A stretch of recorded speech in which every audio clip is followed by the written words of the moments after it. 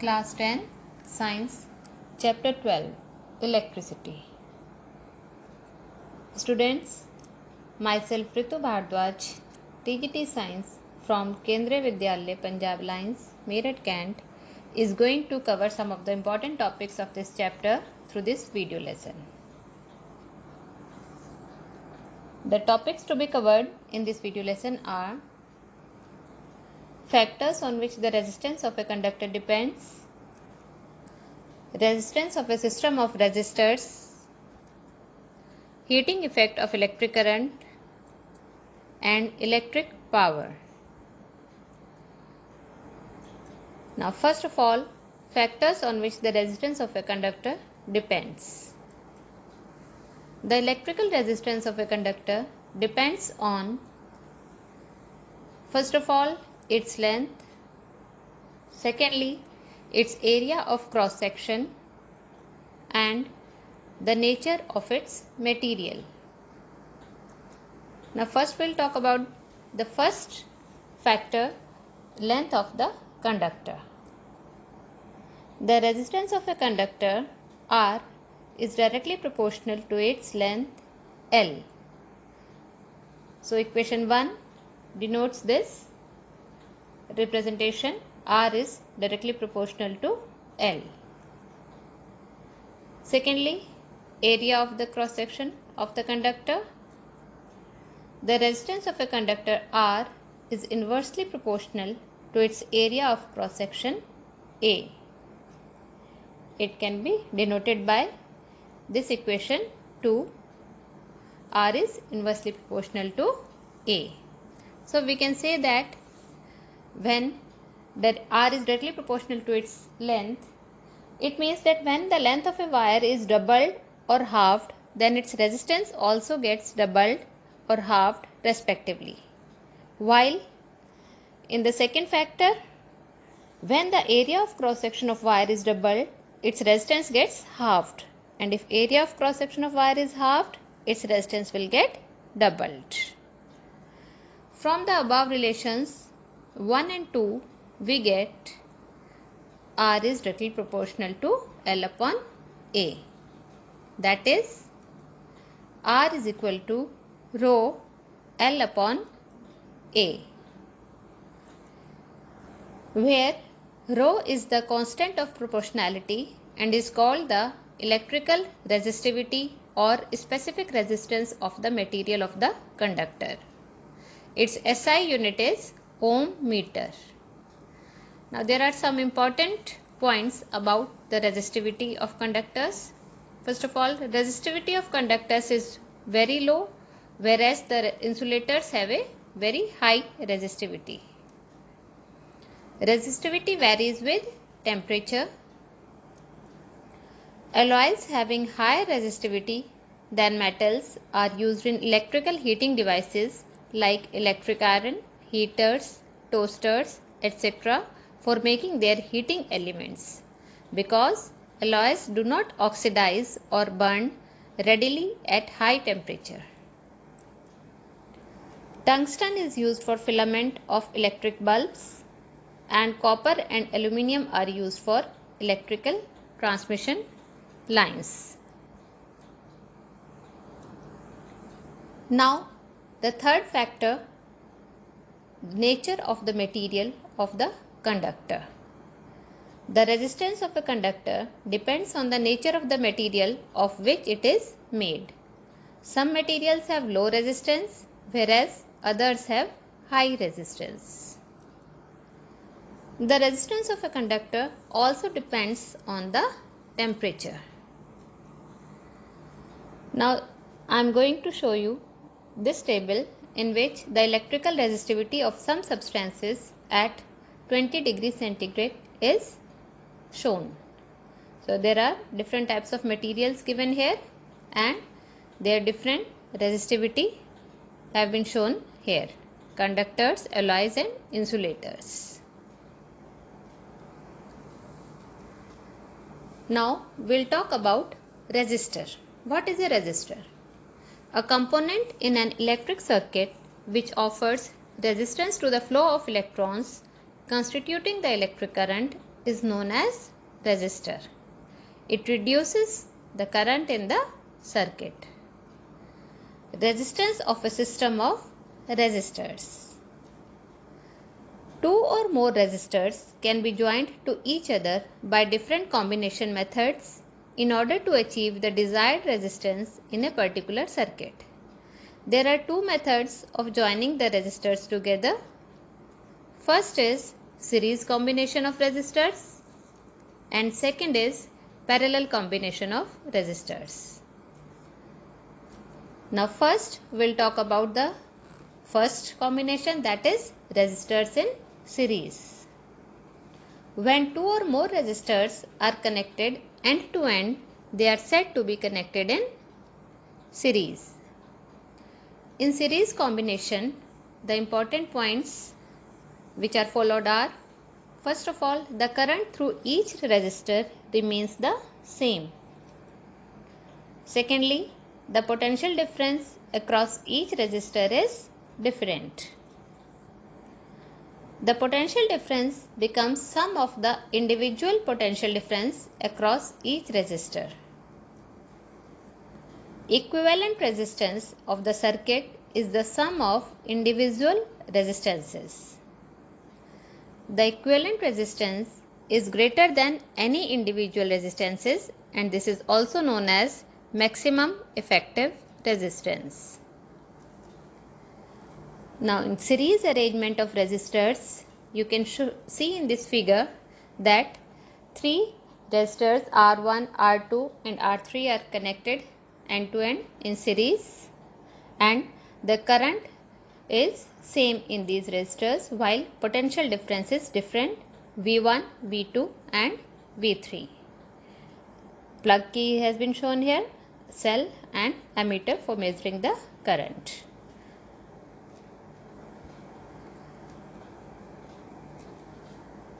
Now, when resistors are connected in series, potential difference gets added. That means V is equal to V1 plus V2 plus V3. These are three different individual potential differences and they have been equivalent to the main potential difference V. This is equation 1.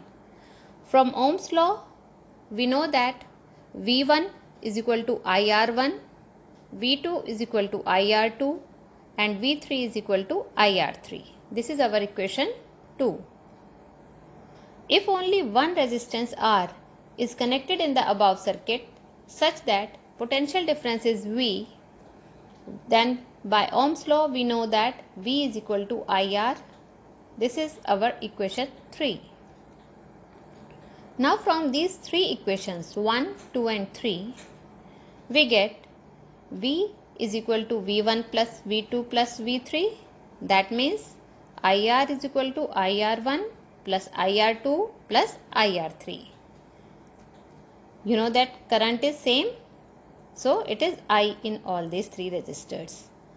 So IR is equal to I, we take I common here, bracket R1 plus R2 plus R3. These have been combined now.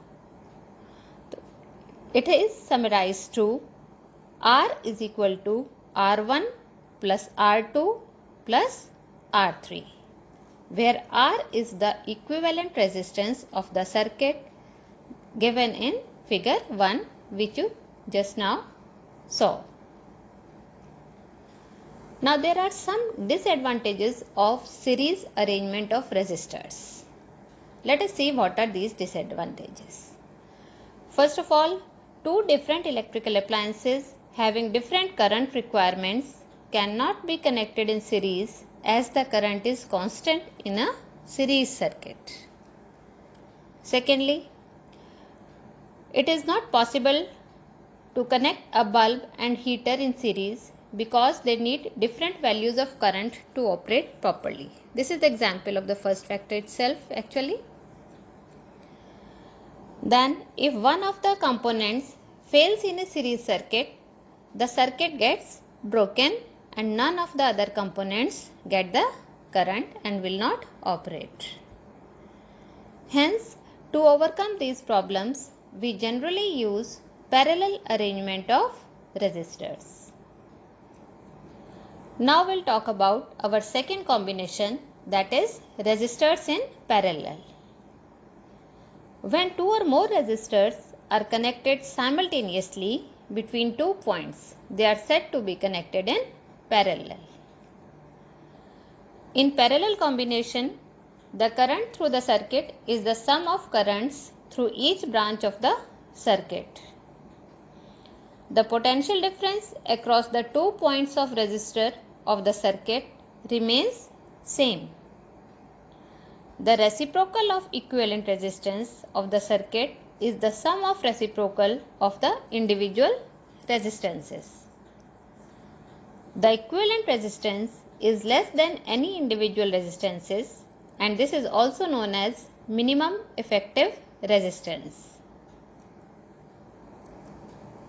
Now, parallel arrangement of resistors is being shown here in this figure, where three different resistors R1, R2 and R3 are arranged parallel to each other. And voltmeter is shown here, ammeter is shown here. The current here is different. It is distributed in all these three resistors as I1, I2 and I3, while potential difference is same. When resistors are connected in parallel, currents get added. That means I is equal to I1 plus I2 plus I3. This is our equation 1. From Ohm's law, V is equal to I1 R1, V is equal to I2 R2 and V is equal to I3 R3. This is our equation 2. Now from this we get I1 is equal to V upon R1, I2 is equal to V upon R2 and I3 is equal to V upon R3. If only one resistance R is connected in the above circuit such that current is I, then we get I is equal to V upon R by Ohm's law. This is our equation 3. From these three equations 1, 2 and 3, we get V upon R is equal to V upon R1 plus V upon R2 plus V upon R3, as potential difference is same here and current is different. So we get V upon R is equal to V 1 upon R1 plus 1 upon R2 plus 1 upon R3. That is 1 upon R is equal to 1 upon R1 plus 1 upon R2 plus 1 upon R3, where R is the equivalent resistance of the circuit given in figure 2. There are several advantages of parallel arrangement of resistors. Parallel arrangement divides current in different branches and hence each component receives the required amount of current. If one of the components fail in the parallel circuit, the rest work as usual. It is highly useful in household circuits as each electrical appliance has different resistance and requires different amount of current to operate. Apart from these two combinations, mixed combination of resistors is also used at some places. In this combination, circuit has some resistors connected in series and some in parallel combination. This type of circuit is also called complex circuit as shown in this figure, where three resistors R1, R2 and R3 are shown here, which are combined in series also and in parallel also.